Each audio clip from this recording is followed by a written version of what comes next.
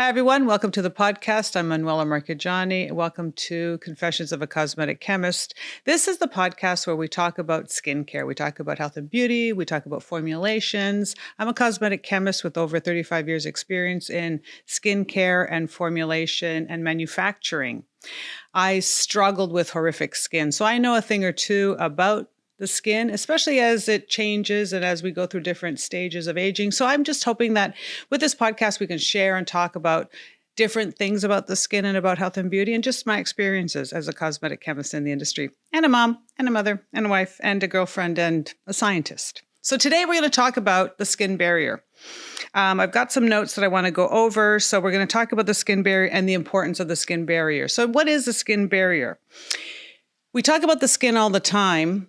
And this is the skin that you're seeing. The skin barrier is the outermost layer of the skin. It is the one that comes into contact with your environment. It is the one that people see. It is the one that feels the heat and the cold. It's the one that gets injured or affected by bacteria or the environment. So the skin barrier plays a very important role because it literally is the security system. It literally is that first line of defense of your skin, of you, of your insides, of your whole being. So the skin is your envelope, right? It's your wrapper. It has a job to do. It has a particular job to do. Its function as well. It's going to help with keeping you together all intact, but your skin also says a lot about you. So understanding the different components of the skin, what the skin is supposed to be doing, how it should feel, all those other elements is what we're going to talk about. The skin barrier is important because, again, it is your first line of defense. It's going to protect you against diseases, pathogens from entering. It's going to help signal cold and hot. So it has this element of a protective layer. It works by sending signals. It works by not allowing certain things in. It allows things out. So it does act as a security system and as a regulation system. So that's simply how the skin barrier, and we're going to keep it very simple so you understand. You've got your skin barrier. It's your first line of defense. For example, when you take a bath, the reason why you don't drown or blow up with all this water is because your skin barrier it allows you to absorb only so much, but not past a certain level. When you are drinking or eating or doing anything, you're releasing toxins. The skin barrier allows certain things to come out, other things to stay in. The skin barrier is going to also be the element that people see. It's also going to give you a warning by turning dry or red or itchy. It's going to react or respond to things that happen in the environment. So in the skincare industry, we understand the importance of the skin barrier, right? The skin barrier function, it's going to protect you. It reduces transepidermal water loss, so it's going to keep moisture in. It's going to release some toxins. It's going to allow nourishment in as well. So it has this regulatory role as well for your skin. In the skincare industry, we think about the actives, we think about the formulations, and we think about how it affects the skin barrier. We also want it to penetrate the skin barrier and also not to compromise the skin barrier.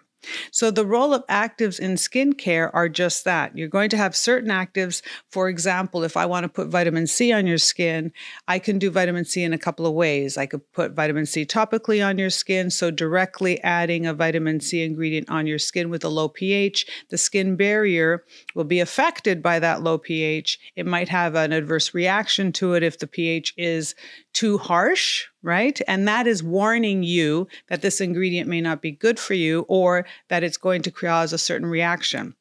Another way of addressing the same thing is taking that vitamin C, encapsulating it into a liposome, and then bringing it to the skin barrier. So it's going to have this protection that the skin barrier will see it, will allow it in, right? And allow it to land at a different spot within your skin, within your system. So this is how actives are looked at in the skincare industry. How are they permeating the skin barrier? How are they working with the skin barrier? Are they building it? Are they boosting it? And that whole job of bringing an ingredient in and through the skin barrier, we want to do it in a way that you bring the ingredient in, it can actually function once it's passed through or once it's in that environment. It can land specifically where it needs to go. There have been cases where people formulate in a way that you're taking an ingredient that usually can't pass the skin barrier, But you break it down or you encapsulate it. It permeates, it passes through, it goes through the skin barrier, and then it just continues to go through. It doesn't even land anymore.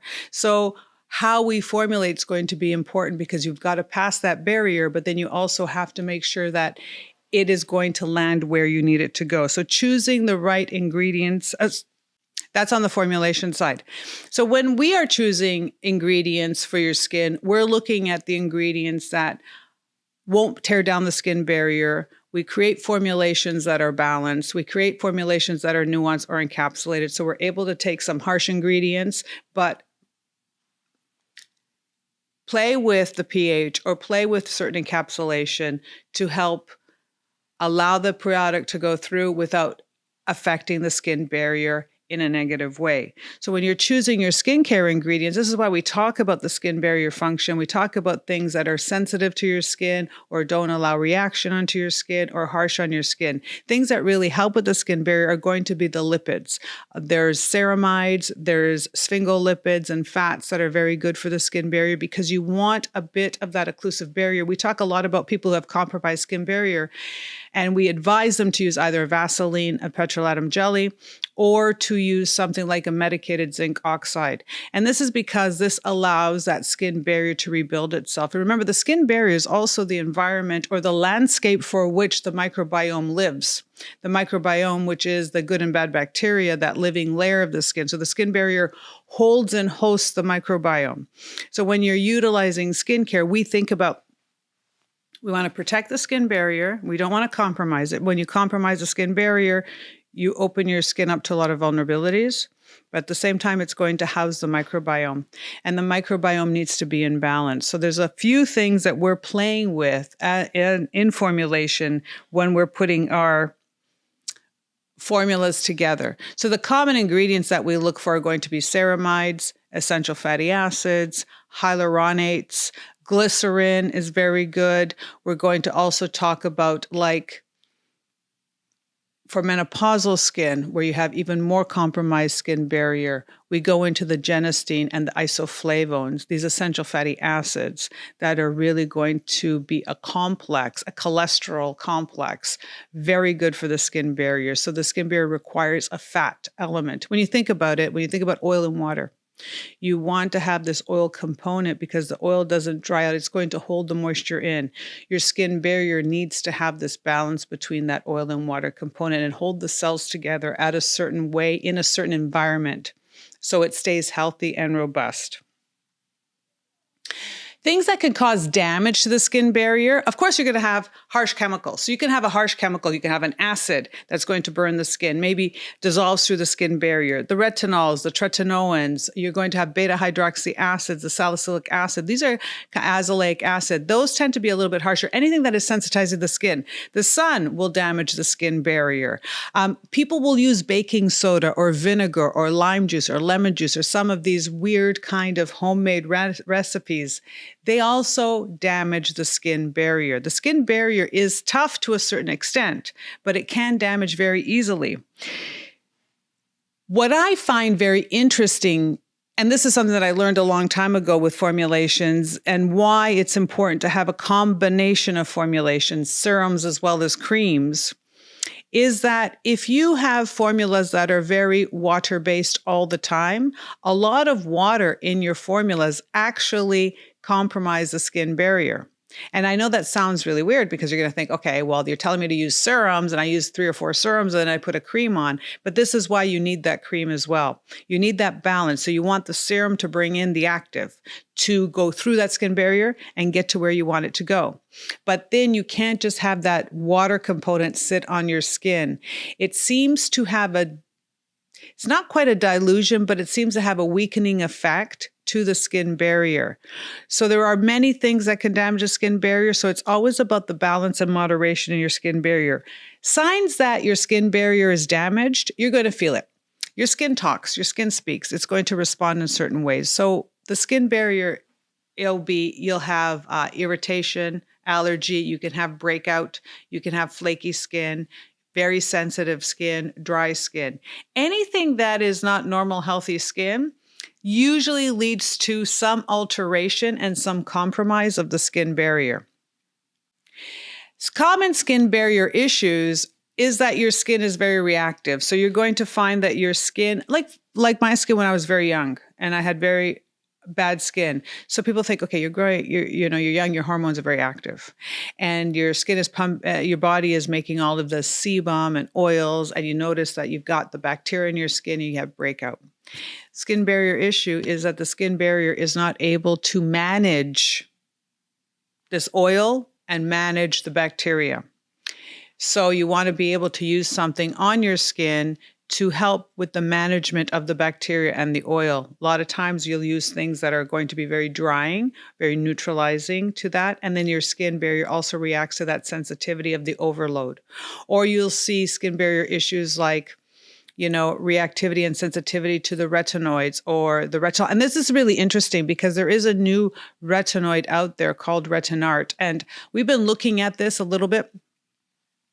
And what they propose is that the retinol or the retinoids are difficult to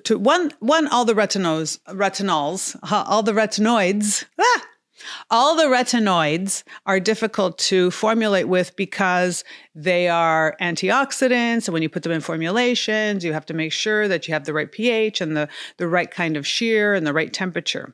So say we master that. The other problem with retinoids is when they go onto your skin technically has 3 receptors, right? Three signals, three checkpoints that give you some signals. 2 of them sit very close to the top of the skin, very much in the skin barrier, and 1 sits a little bit lower. So there's 3 in total, A, B, and C, for example. A and B are very close to the skin barrier. C is further down. All the retinoids that we know of in this world, they affect all 3, A, B, and C.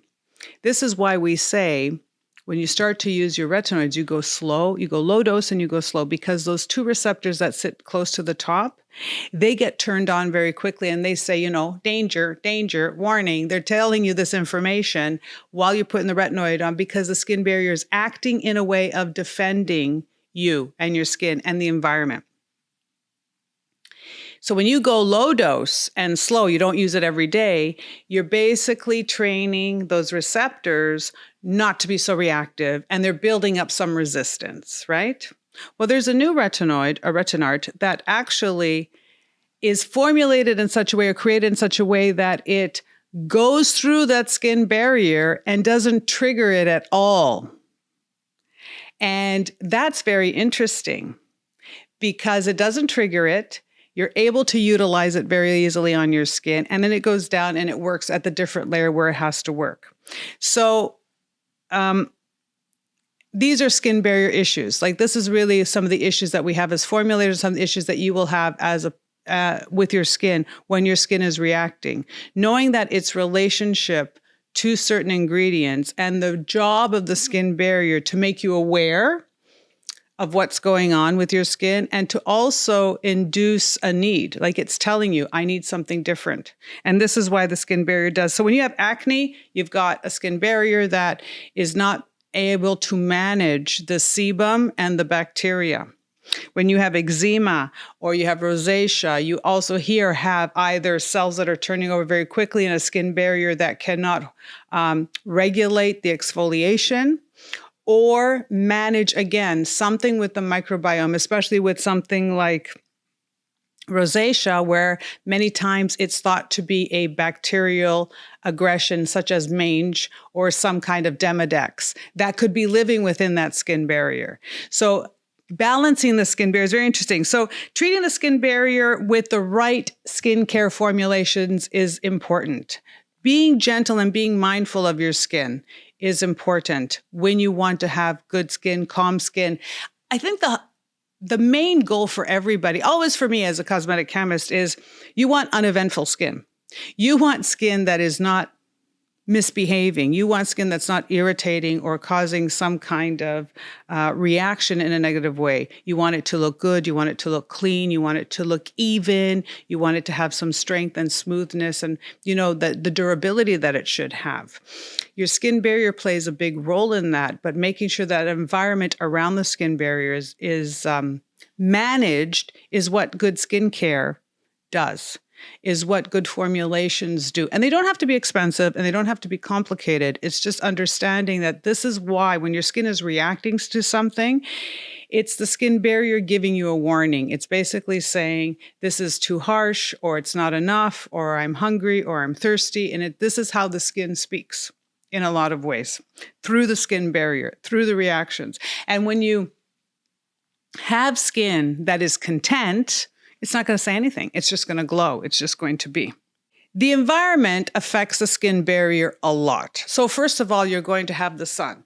The sun is going to affect the skin barrier because the sun is going to can irradiate the skin and the skin barrier. It's going to cause a lot of agitation, irritation on the skin, inflammation, and this will compromise the skin barrier. It's going to break down the collagen and elastin proteins. It's going to change and disturb that microbiome as well. And this will make the skin much more vulnerable. If it burns the skin and the skin now is damaged, that barrier is damaged. When you have a sunburn, that is damaging your skin barrier. And if you have a rapid peeling and a heat, that inflammation and that loss of cell turnover, that again damages the skin barrier. The other thing that damages the skin barrier is what we call ppms, parts per million, and it's pollution particles that are everywhere. You don't see them, but they're so fine. When you think of your skin like a filter, it literally breathes, right?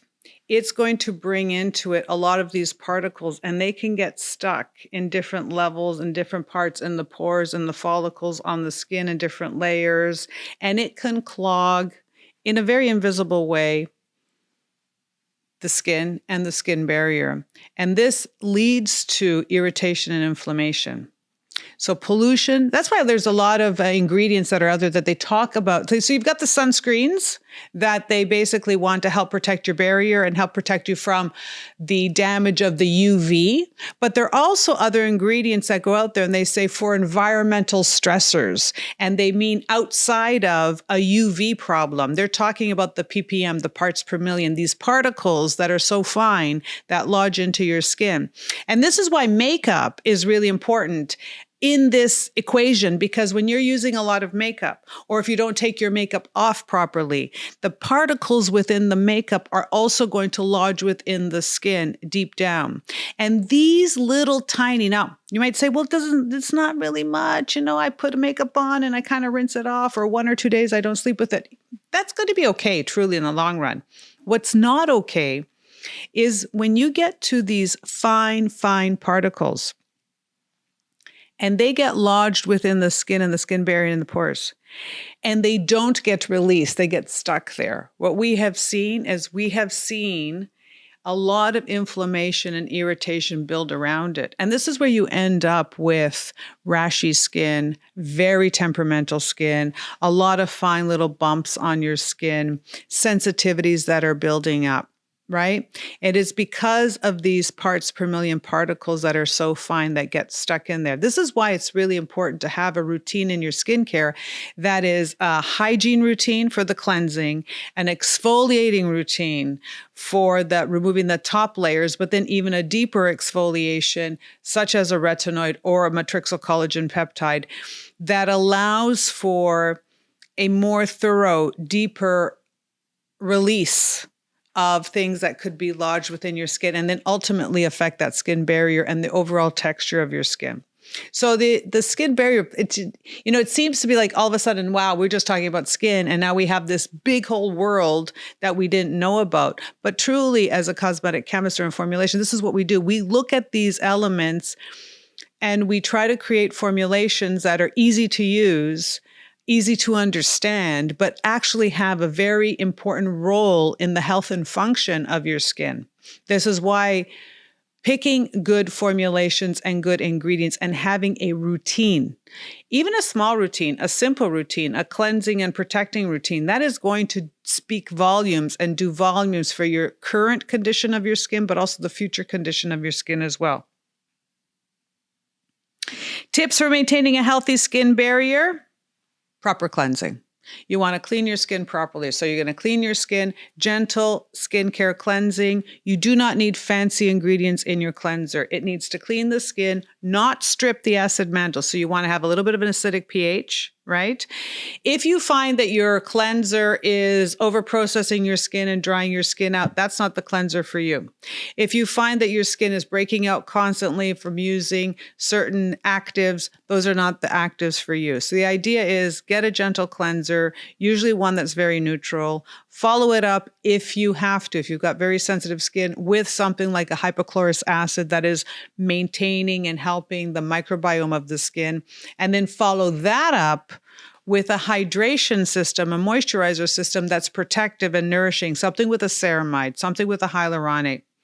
That combination is very important because it's going to bind together the two strong elements that comprise an important layer of that skin barrier. Everything that you do as well in formulas or ingredients that you're looking for should also have a component of a postbiotic or a prebiotic for your skin. So that's also going to be food for that microbiome. So things like a lactobacillus ferment, a fermented copper peptide, and a hyaluronate, food for the skin. So these are proper ingredients to be looking for to helping with your skin barrier and your overall skin radiance and health. It's not difficult to do, but what destroys it is going to be if you go over it with an alcohol or some kind of very strong acid and you try to degrease your skin, or you're using something like a hydroquinone. And I know a lot of people love hydroquinone. It does work on pigmentation.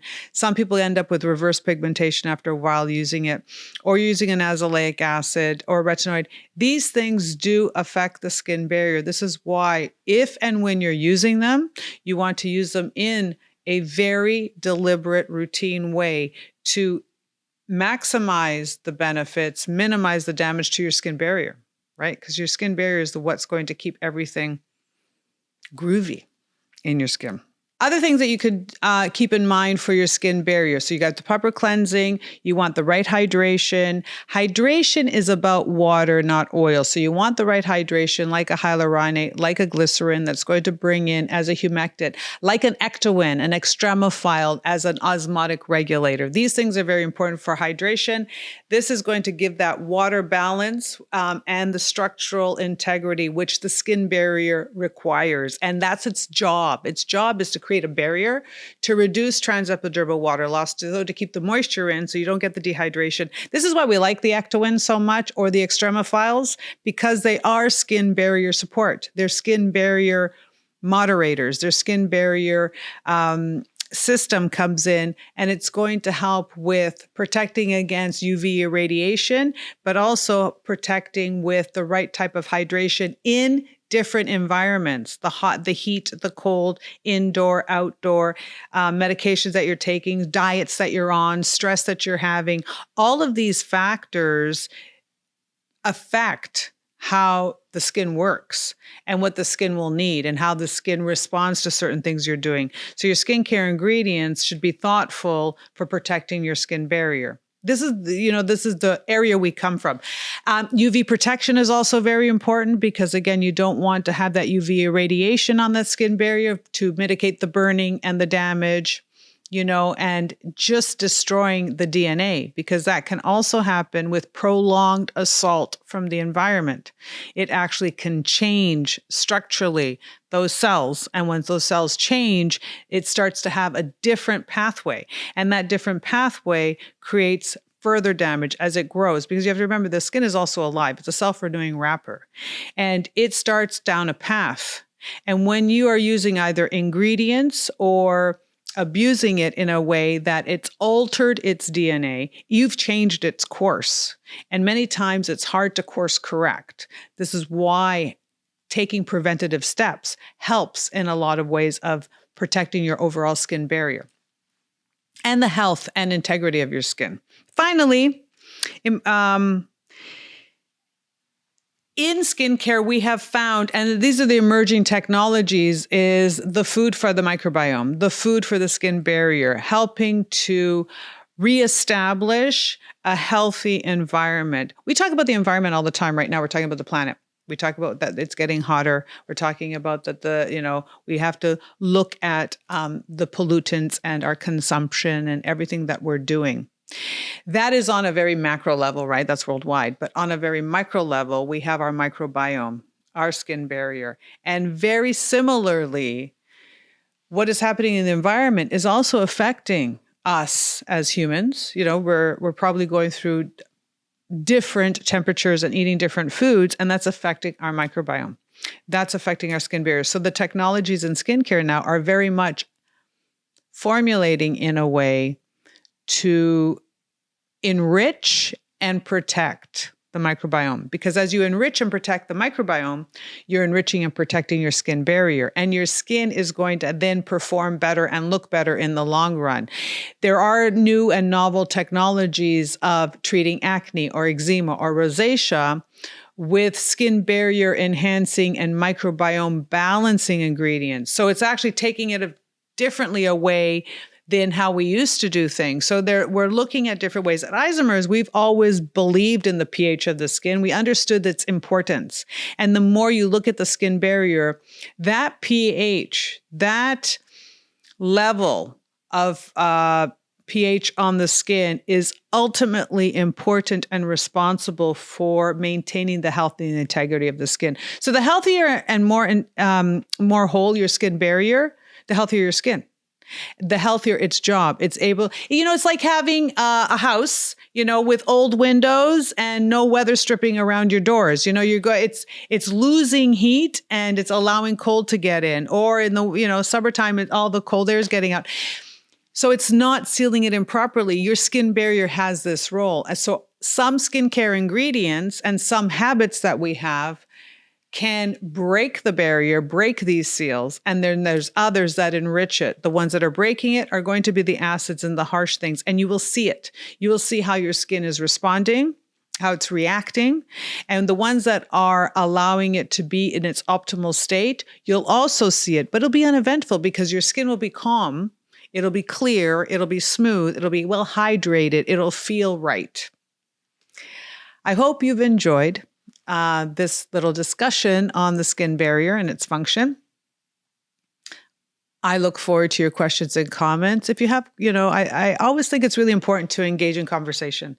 So I would really like to hear from you and your thoughts on it. What more should we talk about? What other points should we expand upon? This is always great to create this dialogue. Thank you so much for spending time with us. And I look forward to talking to you again real soon.